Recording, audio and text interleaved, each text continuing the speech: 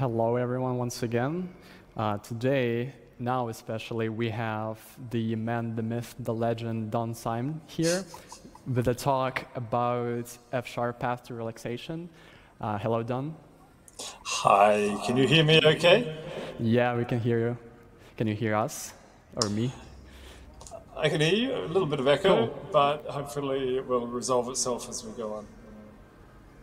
Okay, awesome. I know you don't need any introduction, but I also don't need any permission to introduce you, so I'll just do it anyway. Don he's the principal researcher at Microsoft Research, putting the research into research and development. He works with researchers, Microsoft, and open source communities to make better programming technologies. His main responsibility is the design and the implementation of the F# programming language. And Don has also worked on the design of virtual machines and the C# language, being co-responsible for C# and .NET generics and the design of language-integrated asynchronous programming in F# and C#. And today, Don is going to tell us how to relax using F#. Is that right? That is exactly what Awesome. the talk's going to be about. Awesome. Well, take it away. Thank you very much for the introduction, and it's an honor to be able to talk at Fwdays. First of all, hello to everybody in Kiev and right across the Ukraine. I have had the opportunity to travel to Kiev in 2019, and it was a wonderful time, a wonderful conference. This is one of the photos I took on a walk along the hills above your beautiful city, and I am looking forward to being able to return to the Ukraine sometime soon. I wish I could have come in person this year to this event. I'm really glad you have some in person, I think, part of this conference, but I'm looking forward to coming back to Kiev and meeting you all. I was also very happy to meet some of the F# users in Kiev at Grammarly and at other places, and I know there is a strong user group, meetup group there for the F# language, and there's also a very strong Russian language Telegram group with, I think, like 1,000 people on it or so for the F# language. So, and there's probably in Ukrainian as well. So feel free to look those up and share the links around in the Telegram groups after this talk. So, so my talk today, it's a bit different. It's not like a technical. It's not a technical talk where you kind of learn exactly how to use F#. It is a talk about it's a part of the history of F# or why F# is something special in the programming language landscape. And it's a bit of a, from my perspective, about what it's like to work as a researcher and to over 10, 20 years, and the kind of things that I'm thinking about and as we work through the design of things in C# and F#. So you can think of it, we're just going to be relaxed, take a gentle stroll along the pathways of language design and delivery and some of the tensions and the resolutions of those that come along the way. So part of this is that programming is there are many different foundations to programming. Some of them have traditions that run back 10, 20, 30, 40, 50, 60, 100 years in terms of their foundations about how you think about expressing programs. And these things are sometimes in tension.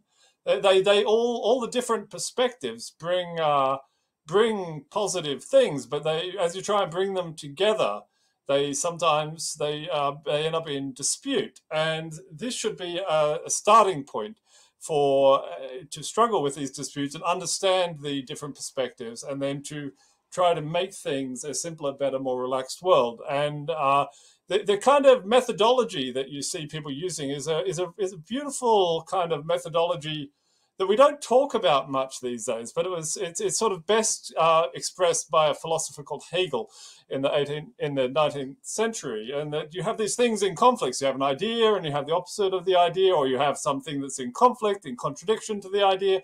And, you know, as those two things come together, you find a new direction, a synthesis, a change, a new way, a new path forward. And it's that new path forward, that resolution of these contradictions, which allows the world to become a happier, more relaxed, an easier and simpler place. So during the talk, I'm going to use this kind of diagram as we go through about what are the things that are in, as I've worked in programming language design, what are the conflicts I've come across? And we'll talk about what their resolution are. We have these things that are in conflict, and then they have some kind of resolution. And the first one I'm going to talk about really goes right back to the origins of my work in programming languages. And it's to do with the whether these beautiful programming languages, which we'll call functional programming languages, it's a whole tradition of programming language history, whether they could interoperate or not, whether they could play with other languages, whether they could be modern, practical citizens of the programming language world, or were they just kind of curiosities you might find in a book or you might find in a cabinet or something, or were they going to be real and it's not just whether they're interoperable, but it's also whether they're performant and whether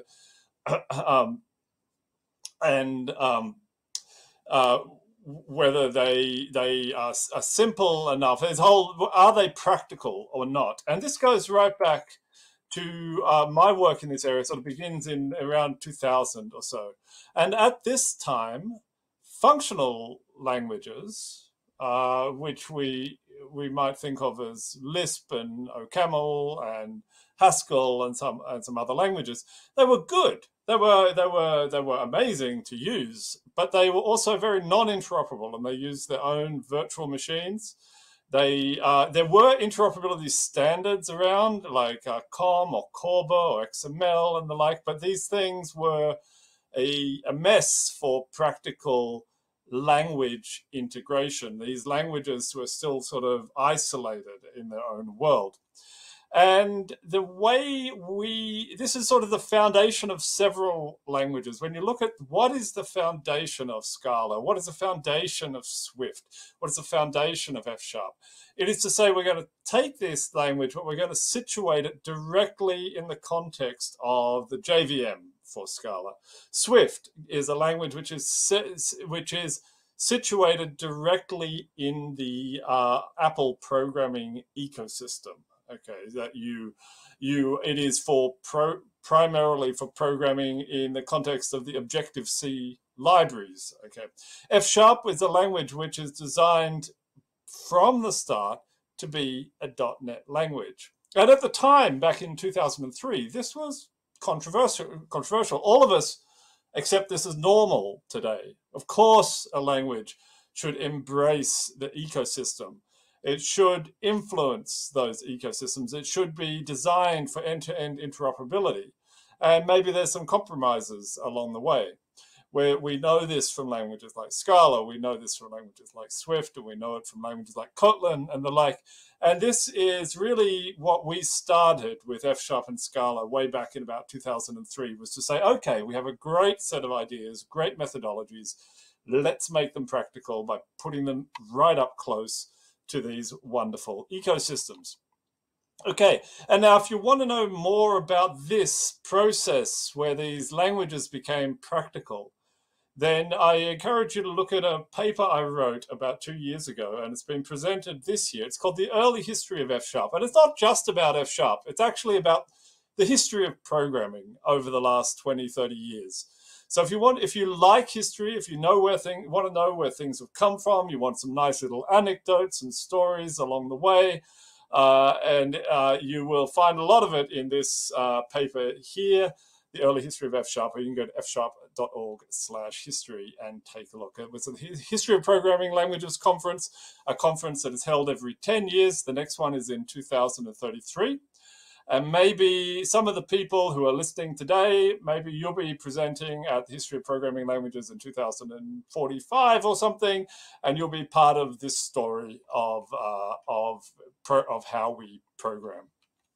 But let's roll forward to today. How have we resolved this thing? And I'm just going to give you some of the slides that we used to introduce F# today. And I want you to remember where we came from back then to where we are today, and to get a feel for the enormous difference between the two. One was a world where functional languages were isolated. The other is a world today where where languages like F#, these succinct, robust, performant languages, where they're practical today. So, you know, part of that is delivery. Part of that is making the getting started experience as simple as, totally as simple as possible. And the .NET tools are available everywhere. The part of the .NET SDK, and F# is now available everywhere. It is just part of the normal fabric on every Linux and Mac and Windows system. You can just get the .NET tools as part of the .NET SDK, and you can use them in .NET Build or .NET New straight away. So that's part of getting delivered. You can use it for practical things like building a web backend. You can just install some templates, and you can immediately, within the context of these functional programming language, you can do your high-perf server-side programming. It's just a two-step getting started for the web backend. This is using Giraffe. There are other great frameworks available for the F# for the web backend. They're all built on ASP.NET Core, and they're a microweb framework for rich web applications. Now, F# is not just a .NET language, it is also a JavaScript language. And this is a really special part of what F# brings to the equation, because you can use F# as a replacement for Python. You can use F# as a replacement for C#. You can also use F# as a replacement for JavaScript. And that's because it has a JavaScript compiler. In fact, two JavaScript compilers, great compilers. One is called Fable, the other is called Web Sharper. This is the getting started for Fable. You can look up the getting started for Web Sharper. With Fable, you are a JavaScript.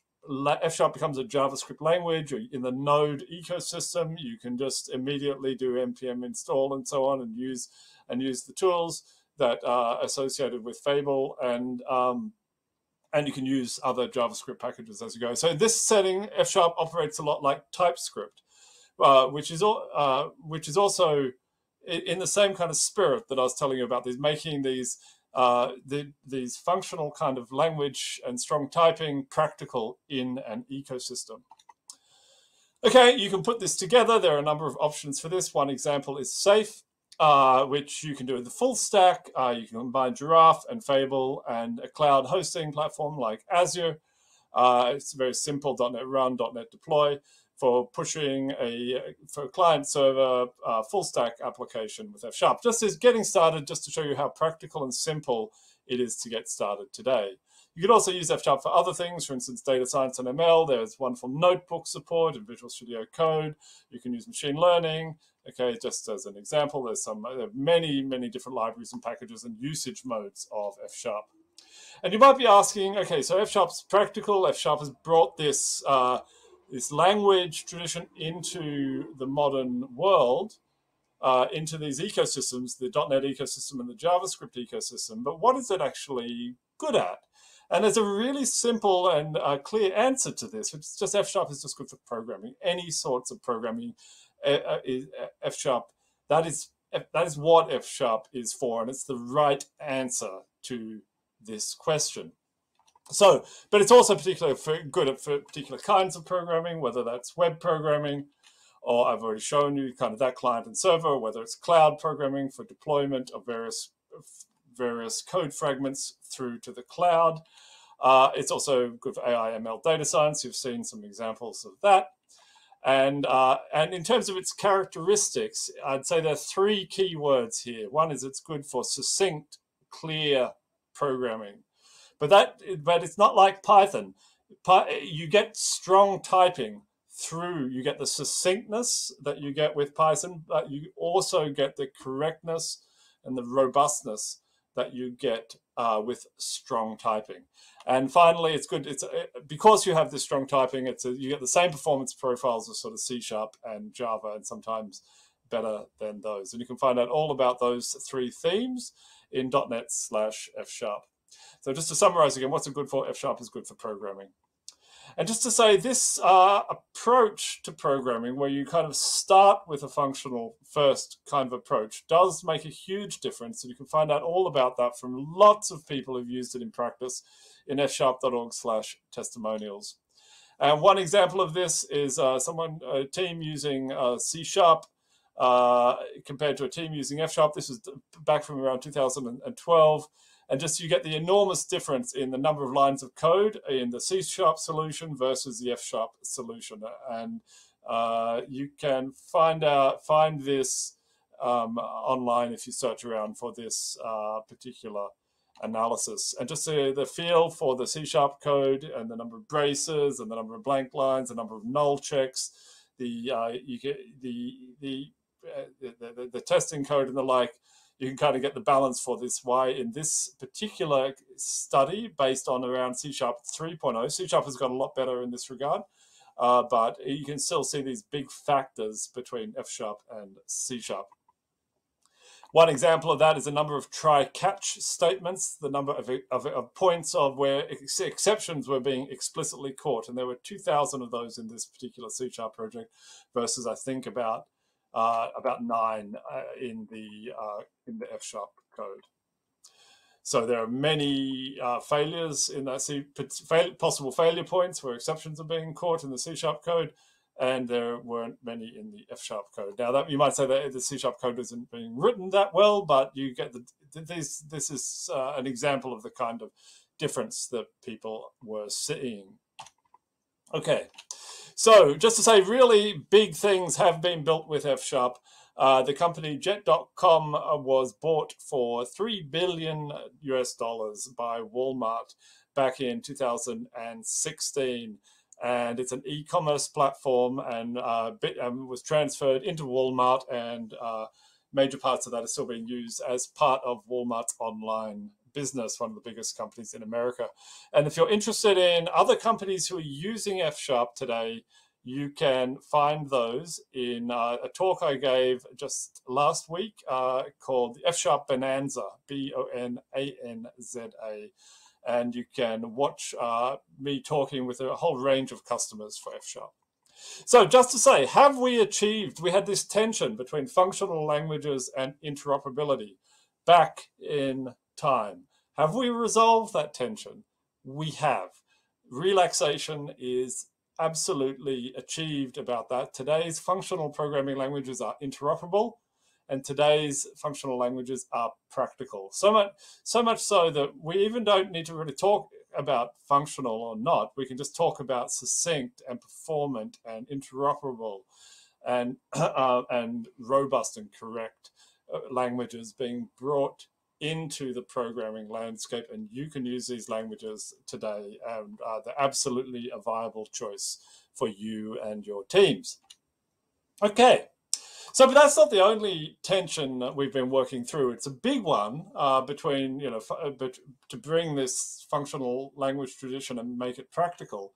But there are other tensions as well. I want to talk about some of those. One of them is to do with languages being contributed to or developed in the context of an enterprise, while we're also working in open source. And this is something which my own company has worked through, and it's all this process of embracing openness while keeping enterprise quality is absolutely crucial to the story of C# and F#. So today, C# and F# are absolutely open source languages. We embrace so many things about the open source approach to working with communities and to discussing things. We just do everything openly. And just to say, F# is absolutely an open language. I'll skip over this slide mostly. There's an F# community. It's very self-empowered. We have all these tools, which are nearly all, everything's nearly open source here. Visual Studio Code. We have the Fable for F# to JavaScript and other options like Web Sharper. And we have, so the whole language, from my perspective, we so much embrace openness that the language design process is fully open. The suggestion process, you can go and make suggestions about the language and discuss suggestions. Everything is done in an open way. And we've been able to deliver F# 5.0 and the like. You can take a look at the set of features that were part of F# 5.0 and go and look at all the RFCs and all the discussions associated with those. Okay, so from my perspective, this is a wonderful resolution of these two things. I don't think there's really a name for this kind of resolution where the enterprise embraces openness.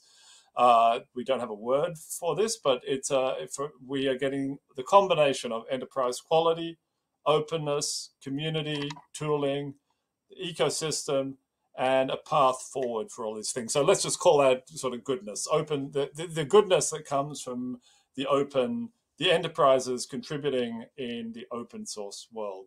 And please, I encourage you all to be contributors to the .NET and C# F# ecosystems and help us make this journey together. Okay, now let's talk about a more technical tension. Okay, that is part of the history of programming, and that is between these two traditions, between the functional tradition and the object-oriented tradition, or back in the day, these used to be in real tension. Okay, for example, if you look at what the functional programming people were saying, if you look at the book from the 1990s, these people were quite opposed to object programming. They didn't sit well together, and they had a chapter on object-oriented programming, and they used this little subtitle, object, to express a dislike or distaste for something, to object. Okay, but it was a joke that they were making, but you can tell these people weren't getting on that well in history. But today, these things sit beautifully together. If you want to define object types in a language like F#, it's fine. You just write out the object type vector 2D. You can see the example here, and you have the inputs to the construction up above in a kind of functional kind of way. You have some functional internals where you have some let statements and some functions, and then you have some public things, these members where you have properties and methods being exported. So here is a perfectly beautiful little functional object, and these things can sit very nicely together. And here are the constructs you get in F#, where you have classes, and you have interfaces, and you have object expressions. The idea that objects and functional don't sit well together is not right. These things can sit extremely nicely together. You just have to be careful about a lot of details about how these two worlds kind of combine. And part of what you do is you have to moderate each to create something new. So, and I want to make a distinction here for those, most of you will be in the tradition of object-oriented programming. But there's something else which I'll call object programming. And that focuses on good things, succinct coding, API ergonomics, good naming, encapsulation, composable abstractions, expression-oriented. And above all, you're making simple things, objects, out of maybe delegating to some complex foundations. But in the end, what you create is quite simple. Okay. And that's a good thing. But object-oriented programming, too often it has some bad things associated with it. And that's where it thinks that objects are the only paradigm, that everything must be an object. Okay. And this is, and everything, and above all, it has this overuse of hierarchical classification. You'll see animal, cat, dog, and then like more and more hierarchy and classification. And it tends to be creating large things with many, many methods and perhaps many failure points. And it tends to focus on declarations and statements and not expressions, not composable expressions. And it tends to create complex things by inheriting from complex things. When you use inheritance, you can only make things more complex.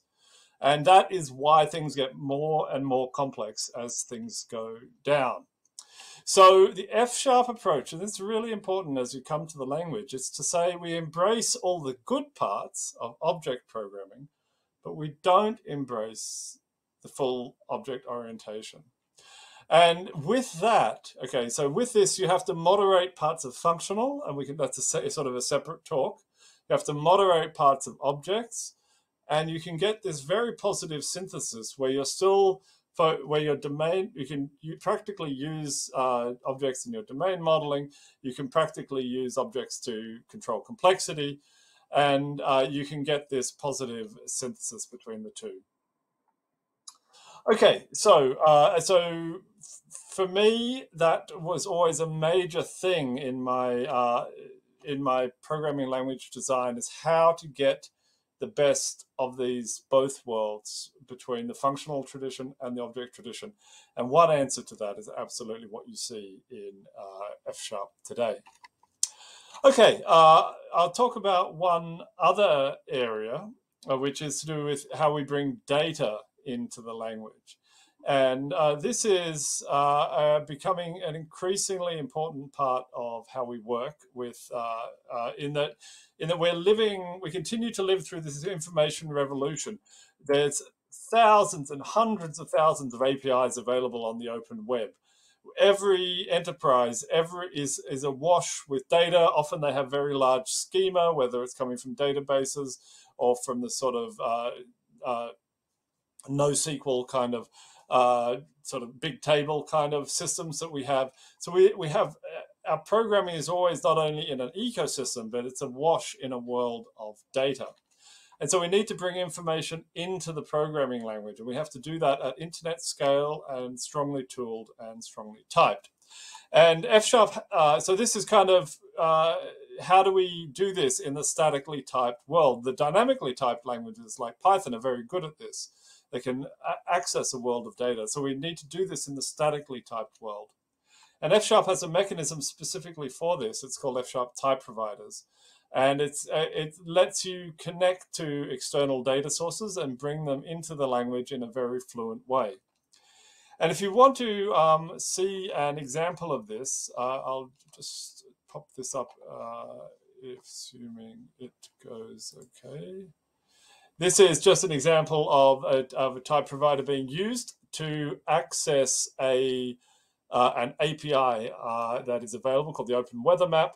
And you'll see that you immediately just, you take a sample from the web of what the API produces, and you immediately get strong typing and strong connection through to those data sources. If you'd like to see more about this, an example of this in action, I'd like to point you to this talk, which is called Don Teaches Guido F#. And this is a talk we recorded. Here it is. If you search for this term, you'll find it on YouTube. And this is a talk we recorded 2 weeks ago. And this is where I teach the designer of Python, Guido van Rossum, the world-famous designer of the Python programming language. I teach him F# code for an hour and a half. And in the end of this talk, you'll actually see here, you probably can't really see on the screen, but you'll see that Guido, here, who is at the bottom, is actually using F# type providers to access a web API, much like you just saw in the snippet.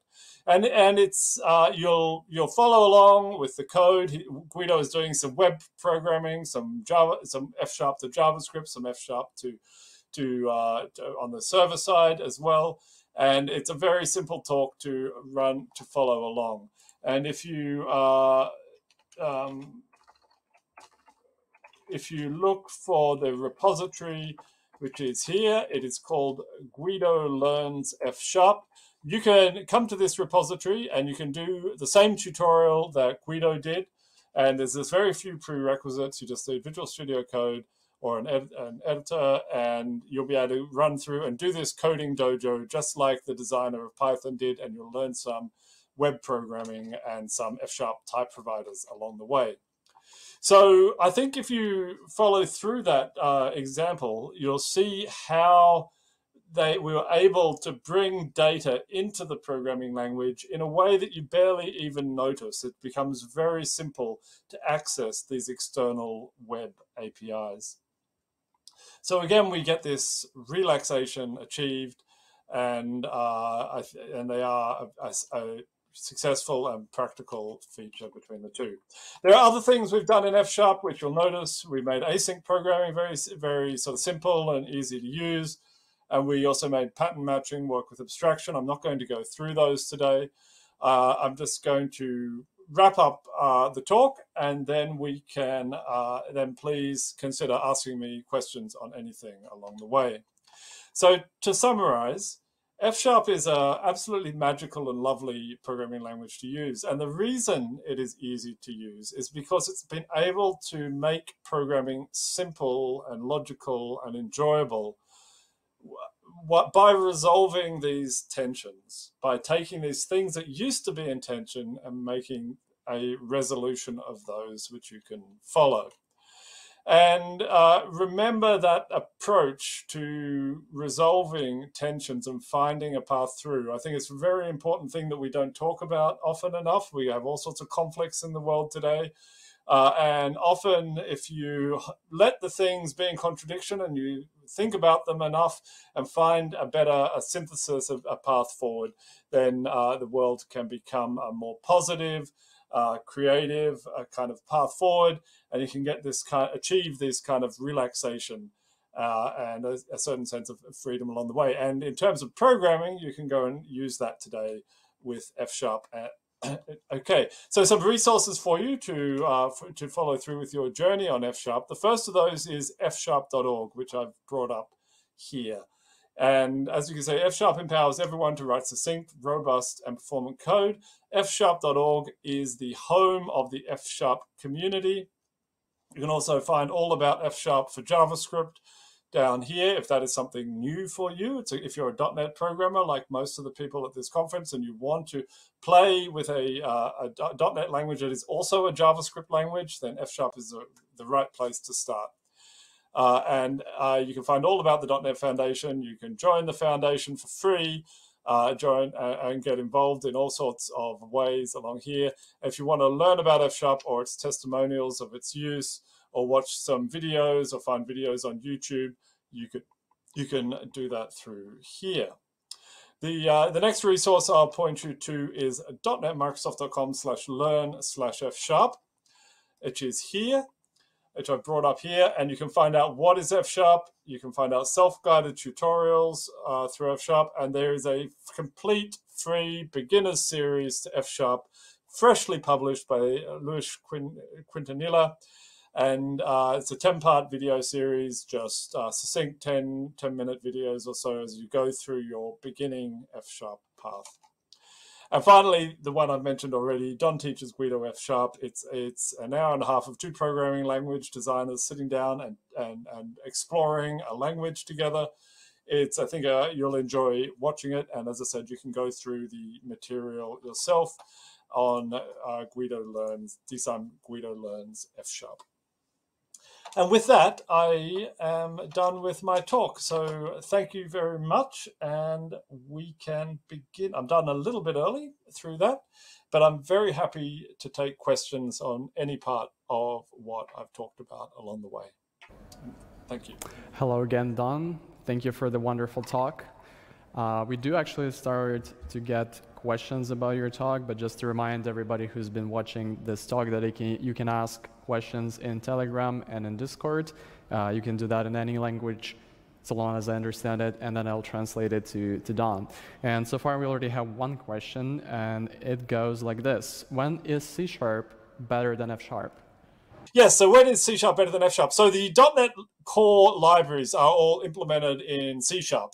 Okay, so that is partly because F# comes with an extra component, which is called fsharp.core, and it makes sense that the .NET Core libraries don't have those dependencies on fsharp.core. I understand that those core .NET libraries all are going to be implemented in C#. So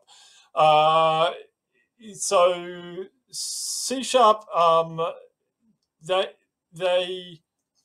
I think the normal answer to that would be about, you've got to consider the needs of your team and where they're at with regard to their education paths. You've got to it depends partly on how much you're going to be driven by existing code assets. So if your existing code assets are in C#, or if you're doing a lot of cut and paste programming across from Stack Overflow or other places, or if you're doing some kinds of Windows programming, maybe you're programming with Office a lot, or those interrupt libraries or some other things, then you'll be looking to use C# instead of F#. But for practical purposes, you can adopt F# for a very broad range of programming scenarios today. Very nice, thank you. As I'm waiting for other questions, I also have some of my own that I wanted to ask you. Why do you think, like, there's a lot of conversation going on Twitter lately about functional languages? Why do you personally think that functional languages have not yet become mainstream? Why is it still, you know, object-oriented languages that are mostly mainstream?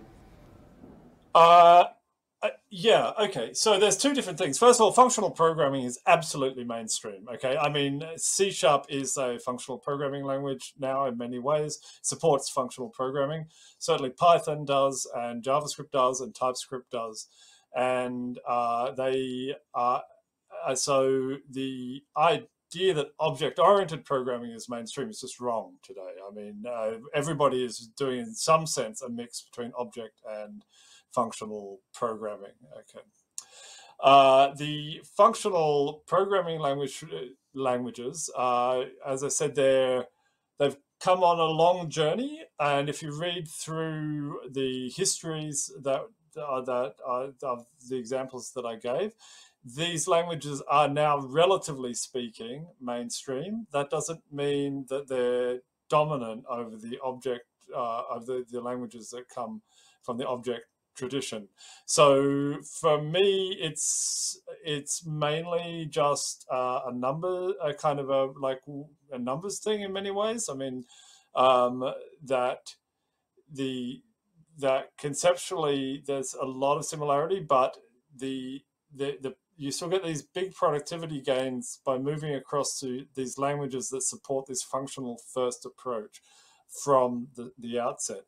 And I think in some ways we're still working through, I mean, we're working through that delivery wave, and these things work over about 10 to 20 years, I believe. That, you know, in a sense, F# and Scala, I think, only became really big and practical around 2010, 12 for Scala. And for F#, it's only really once you have .NET on Linux that it becomes a really viable language in many ways. F#, of course, was used on Windows before that, but even and C# and Windows is a very big ecosystem. But today, we're still rolling out these languages into a much broader sort of delivery channels, especially in the Linux and cloud kind of ecosystems.